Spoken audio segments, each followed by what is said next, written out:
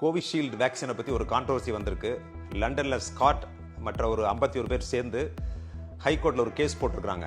இது மாதிரி இந்த வேக்சின் போட்ட உடனே எனக்கு வந்து மூளையில் வந்து ரத்தம் உறைஞ்சு அதனால் எனக்கு வந்து உயிரே போகின்ற ஒரு நிலைமை வந்துருச்சு அப்படின்னு சொல்லியிருக்காரு. இந்த கோவிஷீல்டு மட்டும் இல்லை, எந்த வேக்சின் போட்டாலும் சைடு எஃபெக்ட் வரலாம். அது வந்து லட்சத்தில் ஒருத்தருக்கு தான் வரும். அது வந்து கில்லியன் பேரே சிண்ட்ரோம் அப்படின்னு ஒன்று இருக்குது. ஆனால் இந்த கோவிஷீல்டை பொறுத்தளவில் த்ரோம்போசிஸ் அப்படிங்கிற ஒரு கண்டிஷன் சொல்கிறாங்க. அதாவது வந்து ரத்தம் அங்கங்கே கட்டி ஆயிரும். அதனால் வந்து பிளேட்லெட் கவுண்ட்ஸ் வந்து குறைஞ்சி போயிடும். இந்த டெங்கு ஃபீவர் வந்தால் எப்படி குறையுதோ அது மாதிரி. ஆனால் இது வந்து லட்சத்தில் ஒருத்தருக்கு தான் வரும். எனவே யாரும் பயப்பட வேண்டாம். இந்த கோவிஷீல்டு வேக்சினை வந்து நானே 3 தடவை போட்டிருக்கிறேன். முறையான உடற்பயிற்சி, சரியான உணவு இதை சாப்பிட்டால் இந்த எந்த பாதிப்பும் ஏற்படாது. இந்த கோவிஷீல்டு வந்து அஸ்ட்ராசெனிகாவும் ஆக்ஸ்போர்ட் யூனிவர்சிட்டியும் சேர்ந்து கண்டுபிடிச்சு இந்தியாவில் இருக்கிற சீரம்